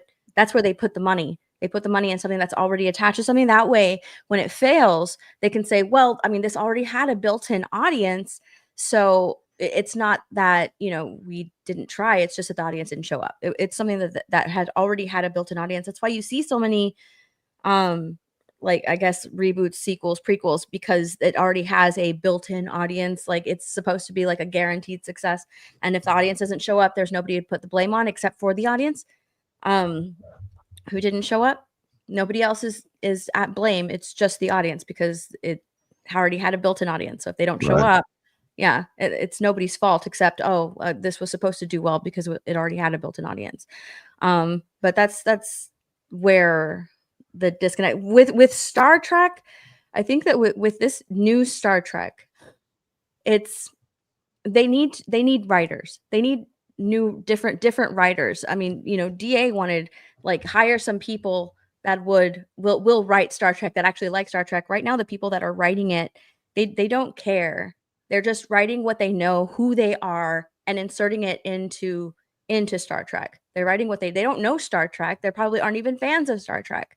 So it starts there. You have to let them go and hire people that actually care about the property, about the franchise, but they're not going to do that. Yep. Yeah, it was Matt Damon. It was Matt Damon, I believe. Was it Matt Damon? Yeah. I couldn't remember. Okay. Yeah, it was Matt Damon. I remember, and I know you guys know Nee Payne. Yeah. Used to work at Lucasfilm. And I asked Nee Payne, I said, okay, somebody that's been on the inside of Lucasfilm and has worked there, what would you do to fix Star Wars? And the first thing he said is, I would just hire fans to write it. I don't care who the directors are. I don't care who's producing it. I don't care what actors are going in there. I would just go and get the biggest Star Wars fans that I know or that I've heard of, the biggest ones out there, and I would just have them write everything. That's how you fix stuff like this, because the people that are writing it and the people that are handling it, they're not fans, and they don't care about the audience. They don't care how we are receiving it. The only people that matter are the people inside their bubble, and the bubble loves it. The Hollywood bubble loves everything that's coming out of Hollywood. They think it's the greatest thing, and they have completely disconnected from the audience that they're supposed to be selling. Like, imagine if you ran a store. Okay. Imagine if you ran a store and you didn't pay any attention to the customers that are supposed to be coming in to buy product from your store. You paid no attention to them, and you just listened to the employees. And then over time, little by little, you're getting less and less people coming into the store. You would start wondering, hey, are we doing the right thing with the customers that are supposed to be coming in to buy our product? Are we selling the right? You would stop listening to the advice you've been getting from your employees, and you would actually bring some customers in. Hey, let's do a focus group. How come you guys don't shop here any longer? What's going on? Like, that's what you would start doing, Correct. And then you would find, okay, some of these guys are a little out there. Some of these customers we got, we're not going to listen to all of them, but we're going to listen to the ones that really understand our product and understand our store and understand what we're about. You're going to get the best of those customers, and then you're going to start having them feed you some good information. That's basically what I'm saying. Get the best fans that you're trying to sell your product to. All right. Not every cotton picking fan out there. Get the best fans. All right. The guys that really understand the lore, and then bring them in and let them do the work. But they won't do that because, again, they're too trapped in their bubble. They love the bubble. They respond only to people in Hollywood and not to their audience. Well, you saw a little bit of that with Witcher, with Henry Cavill, and the back and forth that he kept having with the writers, because he knew the lore, he knew the character, and he would tell them, like, I don't think that, my character would do this. This is so out of character, or this wouldn't happen. This wouldn't exist. And he was let go, like, simply because he knew the lore. They don't care about it. They do not care about it. But did you see what happened with Witcher? The final with oh yeah. Liam. There it is. There it is. That was horrible. Man. Yeah, it's insane. Well, we have two more things and then we will wrap up. This was put out the other day before we get to Jimmy Kimmel, again for Hollywood. I love Batman since I was a little kid. Like, it was one of the images. Batman and Superman kept me going when I was kidnapped, as somebody in my audience knows. But they put this out, and to me, this has got to be the biggest desecration. Again, you're talking about going after our myths, our legends. These are our modern Hercules. City. Let me see. He's Batman. On the streets of Gotham City. He's Batman. But at home, Selena, which one of these screams fun? he's Dad? I swear cleaning up Gotham was easier. This game night is going to be a great way to welcome all the new members of the family. What do you think about the new digs, Flame? Woohoo! I'm excited too, but what's the language? Oops, sorry I'm late. Hey, this pea kind of looks like Alfred. oh, biscuits. Uncle Alfred! Careful, Alicia. We've got a tight schedule today. Bruce, sometimes not planning fun is fun. And other times it unleashes deadly paradimensional demons. Alfred, we need you in here. Batman, this is the second robbery you've thwarted in as many weeks. Crime is back in Gotham. What are you after? Oh no, we're busted. Justice will be served. Killer Croc, Clayface, Mad Hatter, and Livewire? It's just got serious. Family style. I'd hug you, but... We should stop the invasion first. Green check. Destroy mode activate. You over here. You mess with one of us, you mess with all of us. Time to make a cool Batman entrance. Really, Claire? It's not that bad. Not that bad? We leveled a building. Believe it or not, I've done way worse. I've been meaning to talk to you guys about the whole bat in front of everything. Bat flip, bat hug. Leave bat to me. It's kind of played out. That's your bat pinion.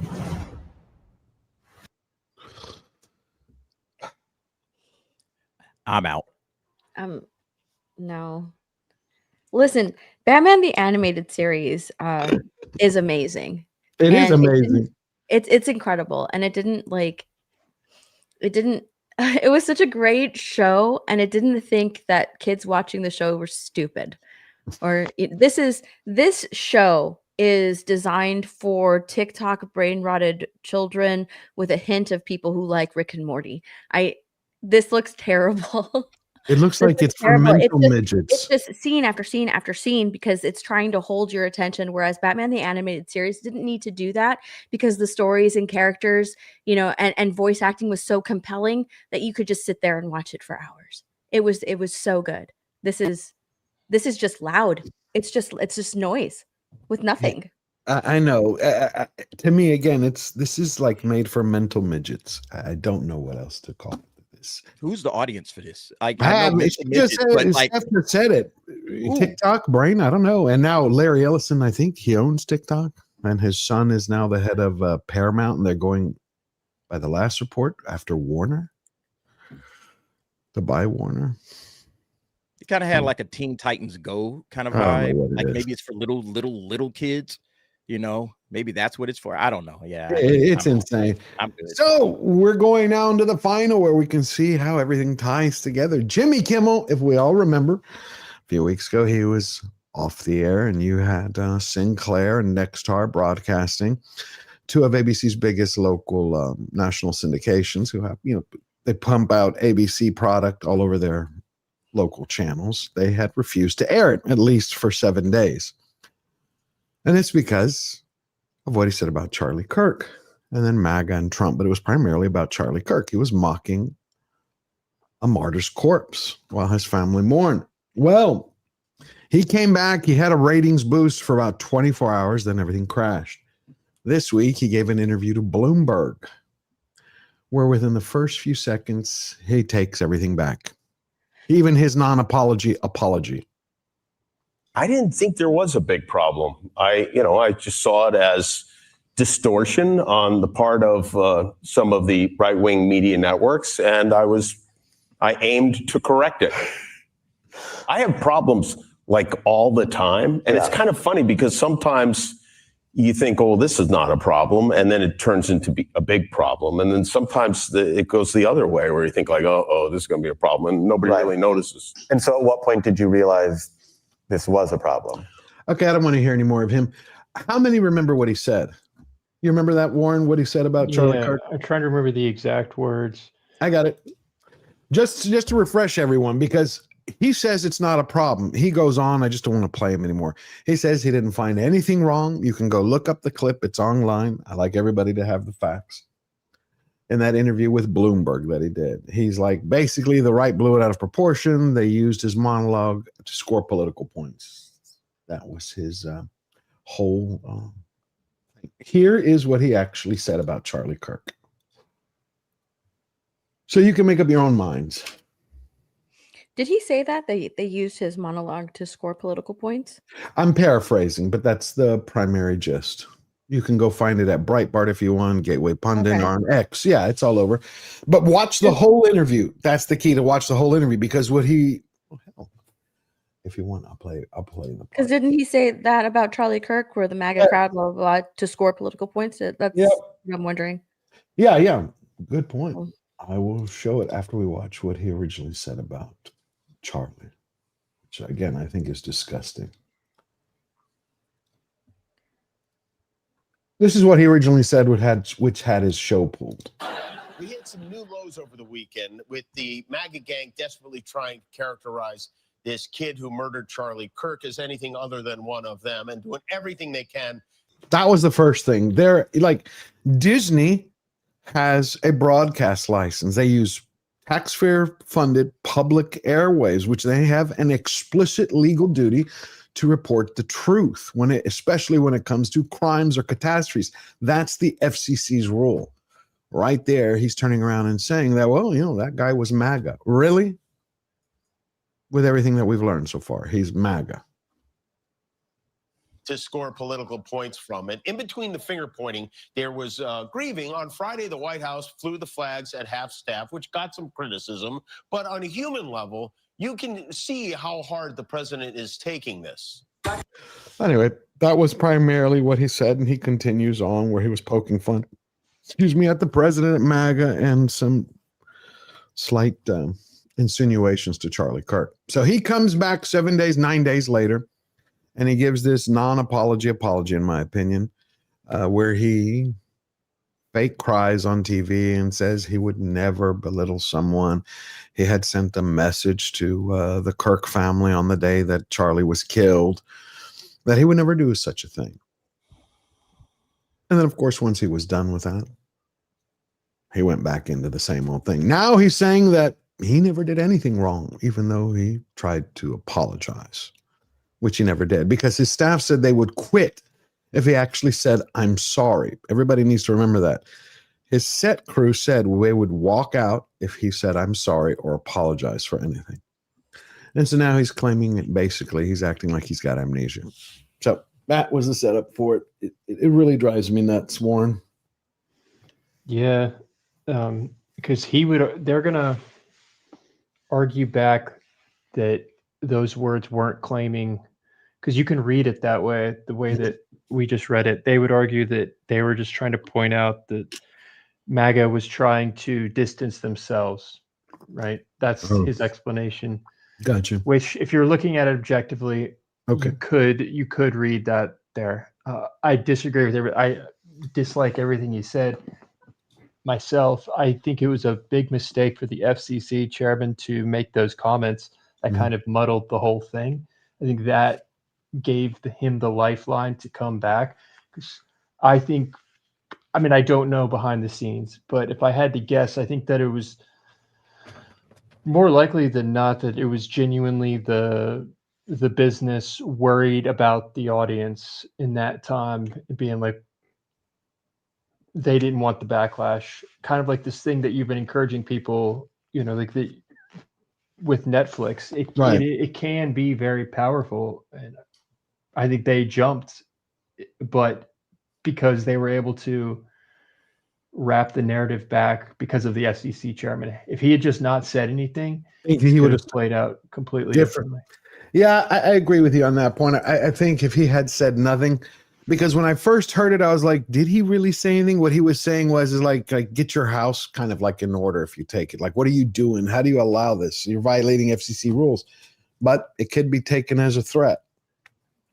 It could be taken as a threat. And I think that is right. I was shocked by Sinclair and Nexstar, actually, because I thought they listened to their communities, their local audiences. And I thought once they pulled his show off the air and they're like, we're not going to do it, I really didn't expect them to cave.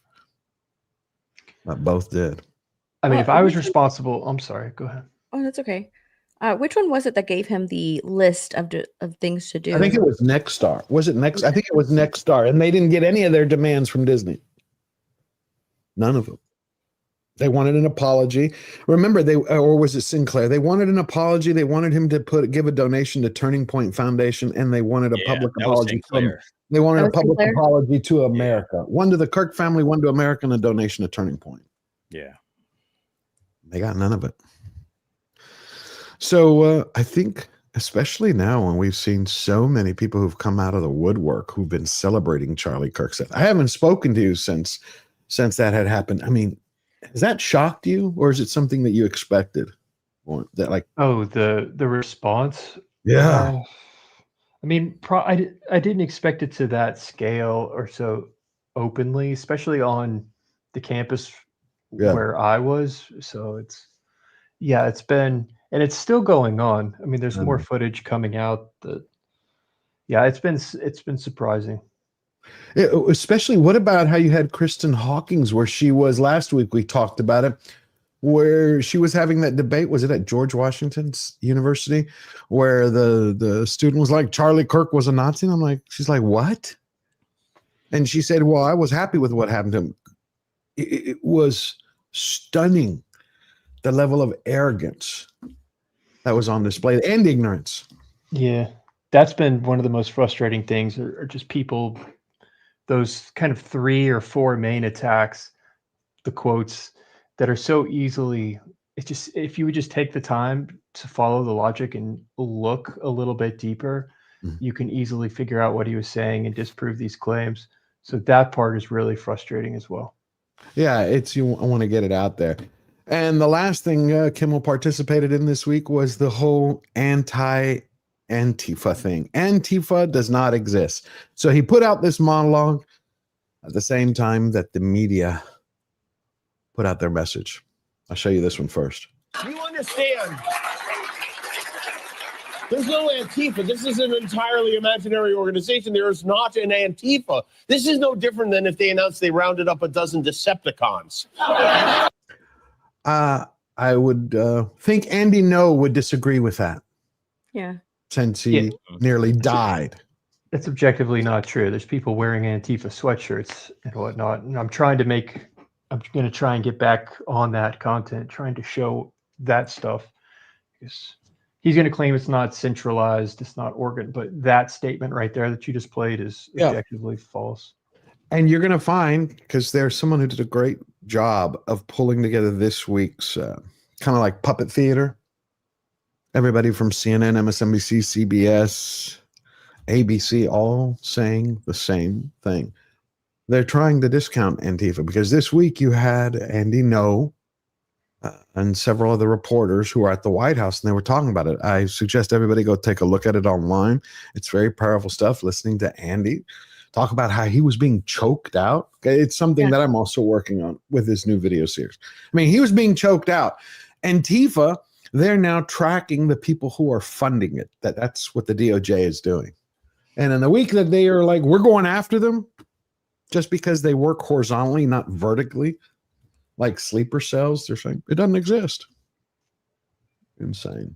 Here it is. There's no Antifa. This is an entirely imaginary organization. There is not an Antifa. Like, I don't even know what Antifa is. There is no group. It's not even like far-right groups like the Proud Boys and Oath Keepers. Compared to right-wing extremists, Antifa-linked violence is rare and limited. It isn't an organization. It is in many ways mythology. It's not like the Proud Boys or the Oath Keepers, sort of defined terrorist organizations with leadership that leads violence. It's not a highly organized movement. It's a moniker. It's not a unified group like the Proud Boys are. Things like Antifa are things that are thought up. It's all in this guise of going after Antifa, which is nothing. There's no organization called Antifa. Nobody's a member of Antifa because it doesn't exist. They are just declaring into existence something that doesn't exist. There is no Antifa organization, so maybe that's good for social media, but it really is non-existent. They exist on the internet in chat rooms and in 4chan and Discord and places like that, where they run discussion boards, trade tactics, documents, things like that. But none of them are called Antifa. There's no Antifa. No Antifa. Don't you all feel safer? This is so interesting to watch because it's just the latest talking points, and it's the beginning of the new narrative. So let's get all of these news organizations, all of these talking heads to start the conversation and make the implication that there is no Antifa. It's a made-up organization. None of it actually exists. So that way, when Trump in his investigation, in this new investigation, comes out, when they actually reveal that it actually is an organization, and these are the donors, these are when that investigation finishes up and you have all of this information coming out, people can say it's just fake. It's all made up because Antifa isn't real. It's the starting point of that conversation, of the talking point. It's all made up by the Trump administration. It's all a wild goose chase. It's a witch hunt, and it's going to lead nowhere. And whatever they come up with, it's going to be, it's actually fake. It's a narrative put out by the Trump administration or something like that to demonize whoever they want to demonize. And this is the starting point of it, is this talking point that it's not real. It's not a real organization. And yet again, we know it's real because we can see it with our own eyes and we can hear it. And again, was at the White House. What reason does he have to lie? Did he get someone from Hollywood to help make up the bruises on him? Just listen to him for a second. COVID. Some of them were waving the black flag of anarchism, some the red flag of Marxism.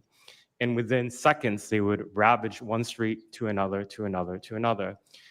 And the next day, I would read the legacy media, which I still read at that time and looked forward to, and I looked up to those journalists. And I was really shocked to see that the narrative was that these, in my view, anti-democratic political violence was legitimate acts of protest because people were concerned about racism or all these other lies. And so for the next 4 years, I just continued going out with my video camera. I thought, look, people can ignore what I write because of spin, but videos can quite speak for themselves. And in 2019, it led to me nearly losing my life. I was covering another Antifa protest turned riot. At that point, had been routine in Portland. And then I was ambushed in a mob beating. And I had never been in a fight. I didn't even realize that I was being assaulted until seconds in. And the punches came from everywhere on my head and my face, and I was bleeding out of my eyes and ears. And then they threw all the drinks in my eyes to humiliate me further and to laugh at me. And I was rushed to the hospital in an ambulance and CT scan, and I had subarachnoid hemorrhage, which is bleeding the brain. I nearly died. And after surviving that, the reporting that I saw in liberal media it seemed to suggest that I had deserved it because they branded me far right. And some even went so far as to suggest that I maybe faked my injuries. a BuzzFeed reporter asked for my medical records, which I did provide. But this felt so, it's like because I didn't die in that attack, there was another round of people who wanted to finish me off. Wow. He's courageous, yeah. And they say it doesn't exist. I mean, you can go on X every day and see the video clips that are shared by multiple people. Not only Andy know of what Antifa does outside of outside the ICE facilities or outside of federal facilities. I mean, did you ever see that on your campus, Antifa? The problem is that even in many of these videos, they're not calling themselves Antifa, but we're seeing them threaten people. I'm talking about footage that I just saw before getting on the show that I need to, but it's getting crazy. But what I saw was I took my camera down to the Boston Common the day after the election in 2016, just out of curiosity, really. And I didn't see people because there was no opposition. There were no counter protesters. It was just a mob of people chanting, "Hey, hey, ho, ho, Donald Trump has got to go," which technically would be overturning a democratic election, which is what they accused January 6th of being. Yeah. So it's a little bit hypocritical. But I could, if you were to go to Emerson's campus and try and have a conversation, there's a good chance something could happen. It's just it's just a matter of the timing. Is there a protest going on? Yeah, there's a good chance something could pop off, but they're not calling themselves. So really, I mean, you can call yourself whatever you want. It's Antifa or not Antifa. The problem is left extremism that's crossing into violence and threatening people blatantly, and that's the problem that they're trying to address. And they're calling it Antifa, so the media is countering, well, they're not actually called Antifa, and there's no way to prove it or disprove that is the problem. But the problem is visible. Okay. Well, what do you think of this? I'm going to show you this because you brought that up.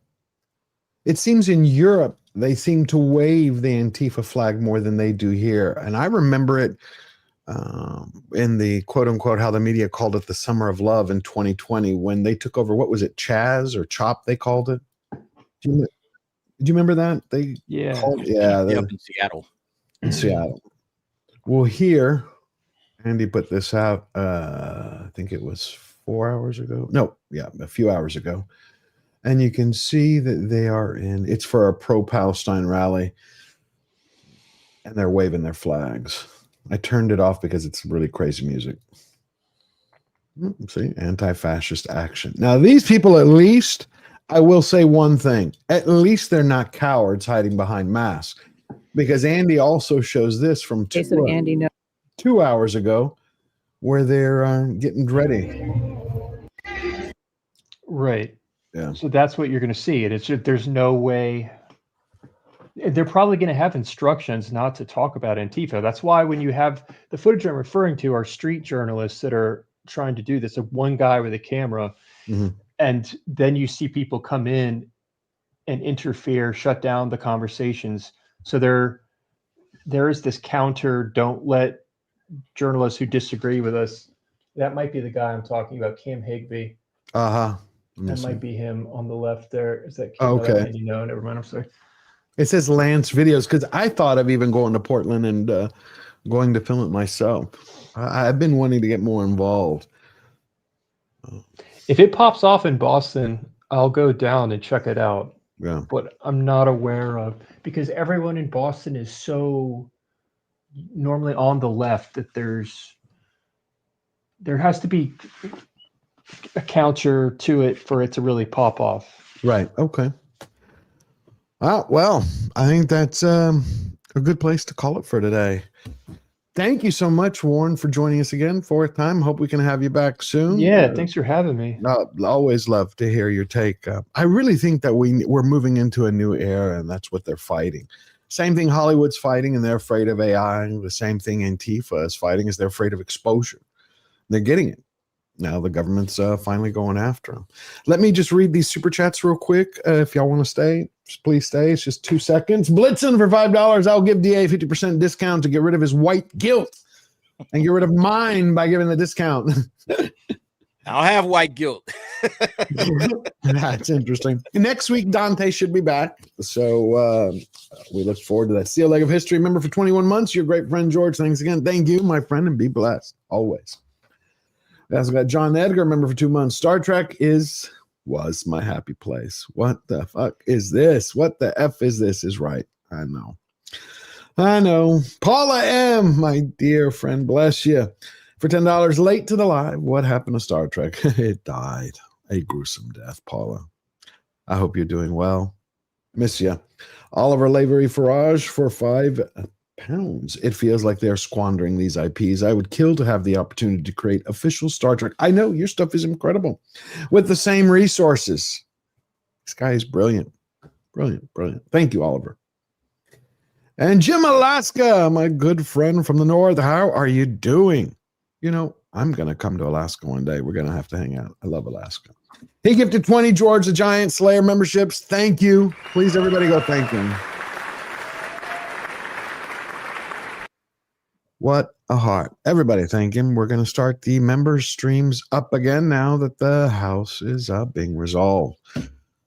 Thank the panel. These are incredible people. Warren Smith, brilliant mind. D.A., wonderful, great takes. Steph, my nerdy home, you always got your I didn't know.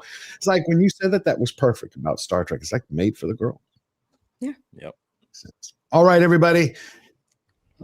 We're going to see you this week. Streams should be starting back up. Plus, I have my new video series out. It's FAFO. So start watching. We're going to have videos out every 2 or 3 days. As the channel goes in a new direction where I want to cover things that I'm more not passionate about, but things that are important in the world, how we can make a difference.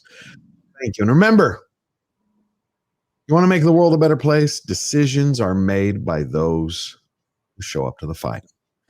They don't back down. They don't break. They don't stop. They just charge always forward. Have a blessed week, everybody. I love you. Bye. All right.